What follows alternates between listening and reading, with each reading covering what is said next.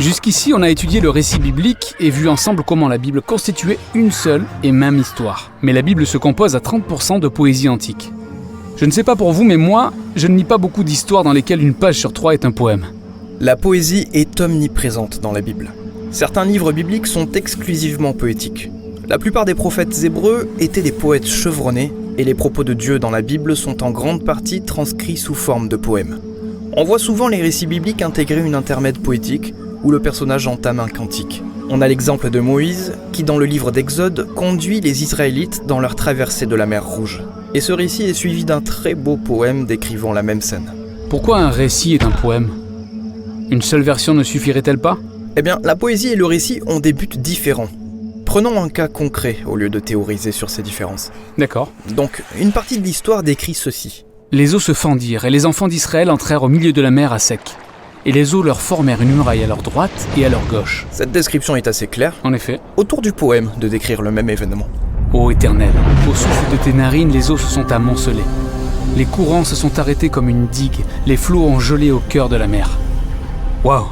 Des flots qui tiennent tout seuls comme de la gelée et des narines divines? C'est d'une telle intensité. Ouais, le poème est censé éveiller ton imagination par l'usage de l'art oratoire. Et les poètes bibliques s'y sont pris dans les règles de l'art. Les règles que nous abordons maintenant dans l'art de la poésie biblique. L'unité de mesure d'un poème est le vers. Plusieurs vers sont donc conçus et assemblés pour constituer un poème. Oui, j'ai l'habitude de ce genre de poème. Il y a une métrique, une cadence. Da da da da, da da da da. Et aussi la rime. Mais les poèmes de la Bible ne suivent pas ces règles.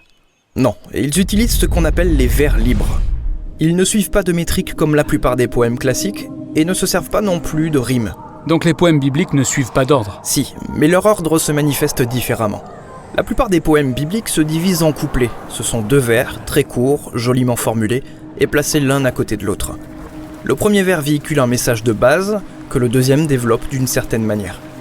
Ce qui peut se faire avec différents mots ou images sous forme de compléments, d'amplificateurs, ou par un genre de contraste.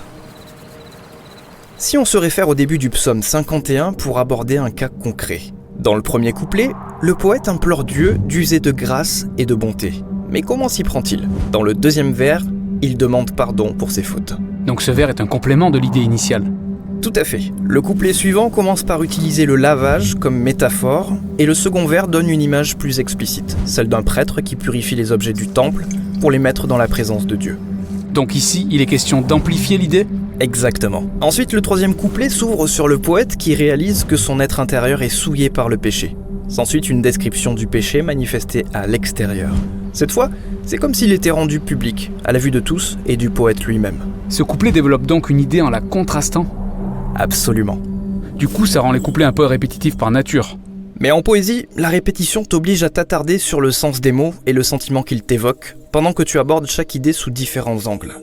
Les couplets peuvent même être rassemblés autour d'un thème majeur, comme de voir toutes les facettes d'un diamant. Chaque vers offre un différent aperçu de la même réalité de base. Donc ce poème traite de ce que l'on éprouve grâce au pardon et à la seconde chance. Et ce type d'expérience a la capacité de transformer une personne. D'où l'importance de prendre le temps de savourer et méditer chaque aspect. Les poètes bibliques utilisent aussi la répétition à une plus grande échelle. De nombreux poèmes ont un vers clé qui revient à plusieurs reprises, c'est ce qu'on appelle un refrain. Ou alors le poème commence avec un couplet et s'achève sur un couplet similaire, c'est une inclusion. Les poètes bibliques sont des artistes. Absolument, ce sont des chefs-d'œuvre d'art oratoire. Ces poètes se servent de la répétition pour élaborer toutes sortes de styles raffinés amenant le lecteur à relier différentes parties d'un même poème pour approfondir davantage le sens du texte.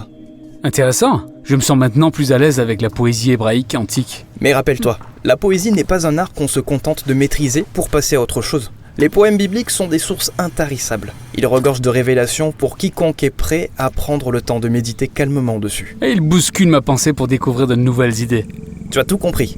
Les poètes bibliques disposent même d'une technique spéciale pour ça, et c'est bien ce qu'on verra dans notre prochaine vidéo.